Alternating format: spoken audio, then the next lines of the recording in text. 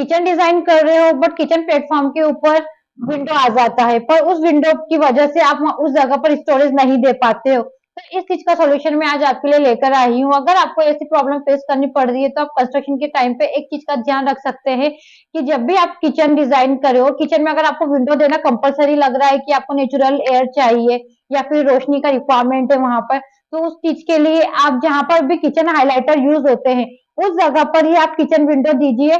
Then उसके ऊपर आपका ओवरहेड स्टोरेज इजीली बन जाएगा और आपको स्टोरेज बनाने में इश्यू भी नहीं होगा और आपको किचन में प्रॉपर स्टोरेज मिल जाएगा।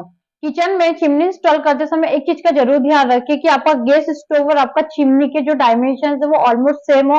बिकॉज ऑफ काफी जगह पे एक प्रॉब्लम होता है कि आप चिमनी छोटा लगा लेते हैं, देन आपकी स्टोव का साइज बड़ा होता है और फिर आप बोलते हैं कि चिमनी वर्क नहीं कर रही है, चिमनी का सक्शन खराब हो रहा है या फिर कुछ दिक्कत है। तो आप चीज का जरूर ध्यान रखें कि आप चिमनी वाला फाइनल करें जो कि आपके स्टोव के अकॉर्डिंग प्रॉपरली सेट हो।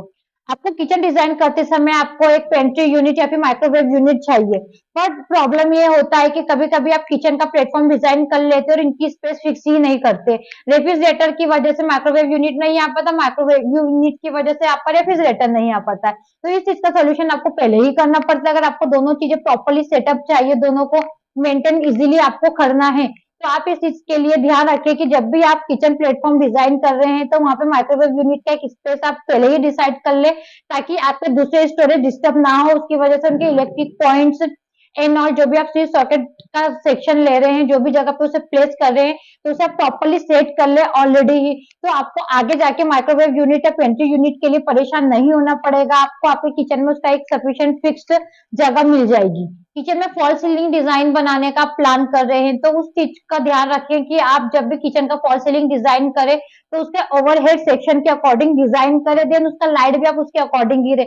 अगर आप किचन में कंपलसरी ही ओवरहेड लगा रहे हैं तो आपको इस चीज पे ध्यान रखना बहुत ज्यादा जरूरी है। बिकॉज ऑफ आप लोग फॉल सीलिंग पहले डिजाइन कर लेते हो, देन उसके बाद में आप किचन का इंटीरियर करवाते हो, ओवरहेड स्टोरेज बनवाते हो, तो वहां पे आपको एक प्रॉब्लम फेस करनी पड़ती है कि आपकी ऑलरेडी जो फॉल सीलिंग बनी होती है उसकी लाइट के पॉइंट आपके ओवरहेड के ऊपर आते हैं, फिर बाद में आपको उसको शिफ्टिंग करवाना पड़ता है या फिर बाद में फिर उसके अकॉर्डिंग आपको सीलिंग के डिजाइन चेंज करवाना पड़ता है। तो अगर आपको इस चीज से बचना है तो आप इस चीज का पहले ही सॉल्यूशन निकाल लें और आप पहले फॉल सीलिंग ना बनाएं।